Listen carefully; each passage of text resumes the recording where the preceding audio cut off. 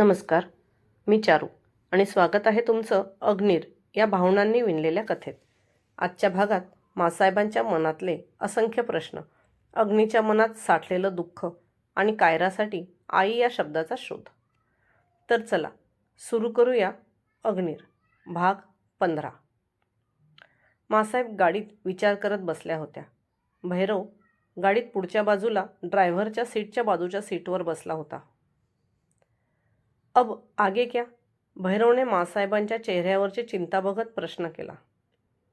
काहीच नाही, आम्ही आमचे प्रयत्न केले. आता सर्व त्या गिरधारीवर सोडायचे. पण आम्हाला विश्वास आहे की नीरा आम्हाला नाही नाही म्हणणार. मासाहेबांचा नीरावरचा विश्वास पाहून भैरवला आश्चर्य वाटले, पण क्षणात त्याचा चेहरा परत नॉर्मल झाला. आपने कहा तो ऐसा ही होगा मासाहेब, भैरव म्हणाला. थोड्याच वेळात गाडी त्यांच्या बंगलोसमोर येऊन उभी राहिली. भैरवने कायराला उचलून घेत तिच्या खोलीत नेऊन ठेवले. त्याच्या पाठोपाठ रोजी कायराच्या खोलीत आली. मासाहेब देखील विश्रांतीसाठी आपल्या रूममध्ये निघून गेल्या. पण आज त्यांच्या डोक्यात विचारांचे वादळ उठले होते आणि सर्वात मोठा विचार होता तो अग्नीचा. नीराचा होकार येणार हे कुठेतरी त्यांच्या मनाला माहीत होते, पण अग्नीचे काय? अग्नीला कसे तयार करायचे हा विचार मासाहेबांना काही स्वस्थ बसू देत नव्हता. आज अग्नीला घरी यायला थोडा उशीर झाला. त्याने रूममध्ये जाता जाता रोजीला आवाज देऊन कायराला जेवणासाठी खाली घेऊन यायला सांगितले आणि तो फ्रेश व्हायला गेला. पटापट फ्रेश होऊन तो टेबलजवळ येऊन बसला. मासाहेबसुद्धा आपल्या खुर्चीवर येऊन बसल्या होत्या.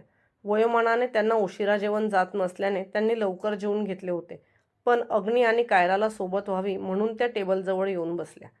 मग आज दिवसभर काय केले आमच्या प्रिन्सेसने? दादीला त्रास तर नाही दिला ना? अग्नीने कायराला घास भरवत विचारले.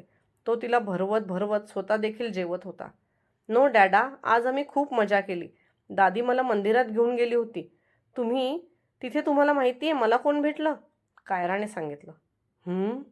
अग्नी हुंकारला. तिथे मला नीरा आई भेटली. कायरा अजून बडबड करत त्याला मंदिरात काय काय झालं ते सांगत होती, पण तो मात्र नीरा या नावावरच अडकला होता. त्याचा घास त्याच्या हातातच थांबून तोंडापर्यंत गेलाच नाही. त्याने मान वर करत मासाहेबांकडे बघितले. आणि डॅडा, तिथे एक डर्टी बॉय पण होता, पण तो खूप चांगला होता. आम्ही खूप मजा केली. मी त्याला खूप चिडवलं. आणि आणि तुम्हाला माहिती आहे, नीरा आई आता आपल्याकडे येणार आहे.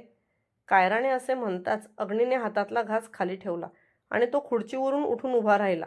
त्याने रोजीला कायराला भरवायला सांगितले आणि तिच्या कपाळावर ओठ टेकवत तो म्हणाला, गुड नाईट प्रिन्सेस. आज डॅडाला थोडं काम आहे, त्यामुळे आज रोजी आंटीसोबत शांतपणे झोपून राहायचं. त्याने असे म्हणताच तिने देखील मान हलवत त्याला होकार दिला. मग तो आपली मोठी मोठी पावलं ताळ ताळ टाकत आपल्या स्टडी रूममध्ये गेला.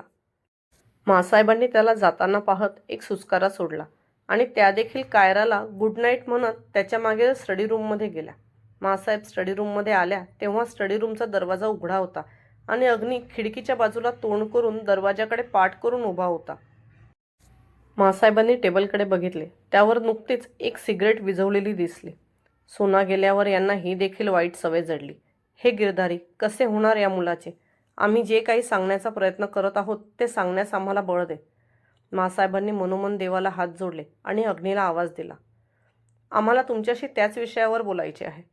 मासाहेब म्हणाल्या. बोला मासाहेब, ऐकतोय. अग्नी मासाहेबांशी बोलला, पण त्याने वळून बघितले नाही. हे पहा, आम्ही याआधीही तुम्हाला बऱ्याच वेळा समजवण्याचा प्रयत्न केला. तुम्हाला पत्नीची गरज नसेलही, पण कायराला एक आईची गरज आहे. आणि तुम्हाला असे वाटते की ती नीरा असेल का मासाहेब? का? मला माहीत आहे भैरव येऊन गेला म्हणजे आतापर्यंत नीराचे सत्य तुमच्यासमोर उघडकीस आले असेल, तरीसुद्धा तुम्ही हा विचार करत आहात. यावेळेस अग्नीने फिरून पाहिले आणि त्याचा स्वरही वाढलेला होता. अग्नी पहिल्यांदा मासाहेबांशी वरच्या आवाजात बोलत होता, जो ऐकल्यावर मासाहेबांना सुद्धा आश्चर्य वाटलं.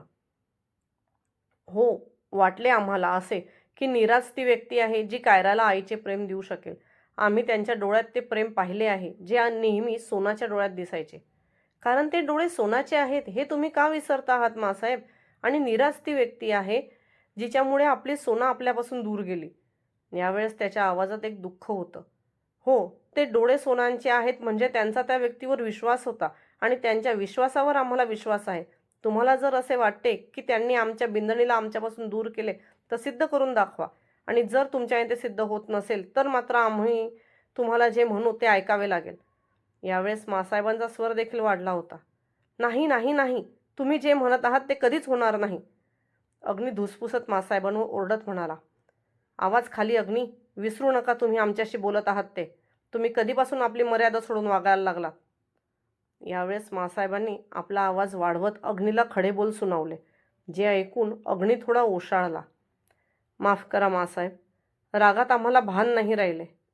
अग्नी नजर चोरत म्हणाला, कारण खरंच आज त्याचा आवाज कसा मासाहेबांसमोर वाढला हे त्याला देखील कळले नव्हते.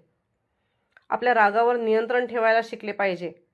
आपण रागात त्या चुका करतो ज्या कितीही केल्या तरी नंतर आपण कधीही सुधारू शकत नाही.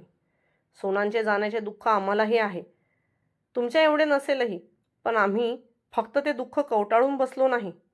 तुमचे बाबासासुद्धा आम्हाला अर्ध्यावर सोडून गेलेत. त्यावेळेस तुम्ही देखील इथे नव्हतात, तरी आम्ही सांभाळले स्वतःला. का? आमचे प्रेम नव्हते त्यांच्यावर? पण त्यापेक्षाही आम्हाला आमच्यासमोर त्यांनी सोडून गेलेली जबाबदारी जास्त दिसत होती. आजही असा दिवस जात नाही की आम्हाला त्यांची आठवण येत नसेल, पण आम्ही त्यांच्या आठवणीत रडत बसण्यापेक्षा जगायला शिकलो. त्या आठवणीच आहेत ज्या आम्हाला कोणत्याही परिस्थितीत पुढे जायची हिंमत देतात. बोलता बोलता मासाहेबांना थोडी धाप लागली. अग्नी लगेच त्यांना सावरण्यासाठी पुढे आला, तसे त्यांनी त्याला हात दाखवून तिथेच थांबायला सांगितले. त्या भिंतीच्या आधाराने स्टडी रूममधील सोफ्यावर बसल्या. बाजूच्या टेबलवर ठेवलेल्या ग्लासातून 2 घोट पाणी पिल्यावर त्यांना थोडे बरे वाटू लागले. त्यांनी अग्नीकडे पाहिले. त्याच्या चेहऱ्यावर मासाहेबांशी तसे वागल्याचे गिल्ट दिसून येत होते. मग मासाहेबांनी त्याला समजवण्याच्या सुरात बोलू लागल्या.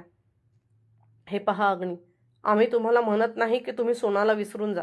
आपण ज्या व्यक्तीवर आपल्या जीवापेक्षा जास्त प्रेम करतो त्या व्यक्तीला विसरणं कधीही शक्य नसते. पण आपण त्या व्यक्तीच्या आठवणीत आपले आयुष्य उद्ध्वस्त करून घेणे म्हणजे त्या व्यक्तीच्या प्रेमाचा अपमान होय. आणि तुम्ही हे असे वागून आमच्या बिंदणीच्या प्रेमाचा अपमान करत आहात. मासाहेब असे म्हणताच अग्नीने चमकून त्यांच्याकडे पाहिले. हो, खरे बोलतो आहोत आम्ही. तसे नसते तर तुम्ही त्यांनी दिलेले प्रत्येक वचन हे त्यांच्या इच्छेखातर पूर्ण केले असते. त्या जिवंत असताना तुम्ही कधीही त्यांच्या डोळ्यात पाण्याचा एक थेंब देखील येऊ दिला नाही. पण आज त्या गेल्यानंतर मात्र तुमच्याकडे पाहून रोज रडत असतील.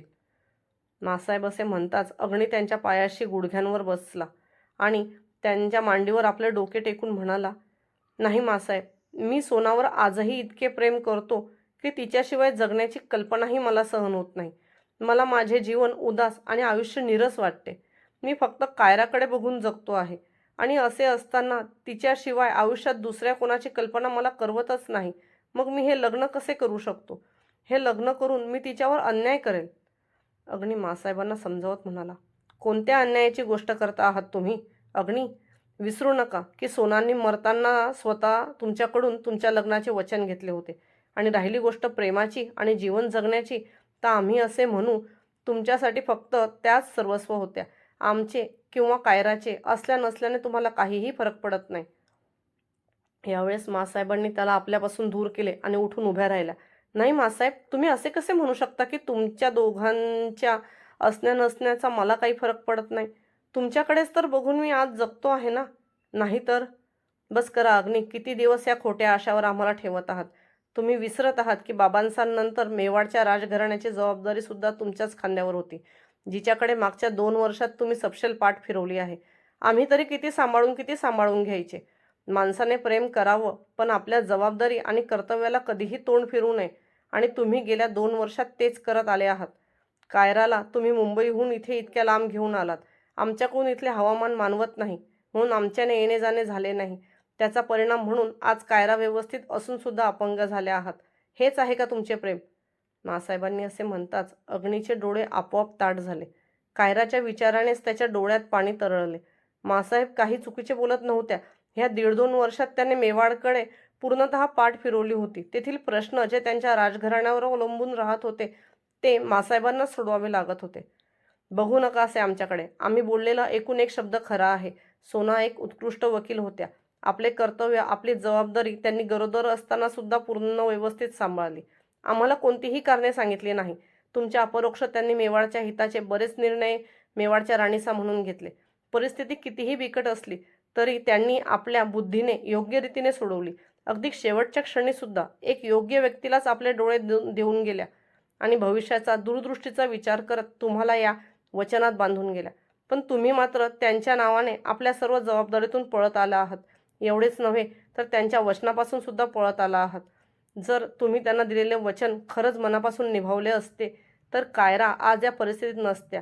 आमचे बोलणे आज तुम्हाला कडू वाटत असेल, पण सत्य हेच आहे की तुम्ही सोनाच्या प्रेमाची चादर आपल्या अंगावर पांघरलेले एक भेकड आहात, ज्यांना ना आपल्या जबाबदाऱ्या पूर्ण करायच्या आहेत ना आपले दिलेले वचन. मासाहेबांना तिथे थांबणे आता असह्य होऊ लागले. त्या अग्नीकडे एक वेळही न बघता आपल्या खोलीत निघून गेल्या. अग्नी मात्र तिथे बसून मासाहेब काय बोलून गेला याचा विचार करत होता. आज मासाहेबांनी त्याला बरेच खडे बोल सुनवून त्याच्या चुकांची जाणीव करून दिली होती. मासाहेबांनी त्याला आज प्रेमाची दुसरी बाजू, कर्तव्य आणि जबाबदारी सुद्धा असते हे दाखवून दिले होते. त्याच्याजवळ खरंच सोनाच्या खूप आठवणी होत्या, ज्या घेऊन तो आयुष्य काढू शकत होता. पण कायरा, तिला तर तिची आई आठवत देखील नव्हती. अग्नी तिथे सोफ्याला मागे मान टेकून जुन्या आठवणी आठवत बसला. त्यातच त्याचा कधी डोळा लागला त्याला देखील कळले नाही. अग्नी आपल्या भूतकाळाच्या सावलीत अडकून राहणार का, की कायरासाठी एक नवीन वाट स्वीकारणार? आणि नीरा, ती खरंच होऊ शकेल का कायराच्या आयुष्यातली आई? तुम्हाला काय वाटतं? मासाहेबांनी अग्नीला जे सांगितलं ते योग्य होतं का? आणि अग्नी आपल्या मनाला कसे सामोरे जाईल? तुमचे विचार नक्की कमेंटमध्ये लिहा. जर ही कथा तुम्हाला भावली असेल तर लाईक करा, तुमच्या मित्रांसोबत शेअर करा आणि पुढील भाग सर्वात आधी पाहण्यासाठी सबस्क्राईब करून बेल आयकन दाबा. लवकरच भेटू अग्नीरच्या पुढच्या भागात. तोपर्यंत मनात प्रेम जपा आणि कथेशी जोडलेले राहा. धन्यवाद.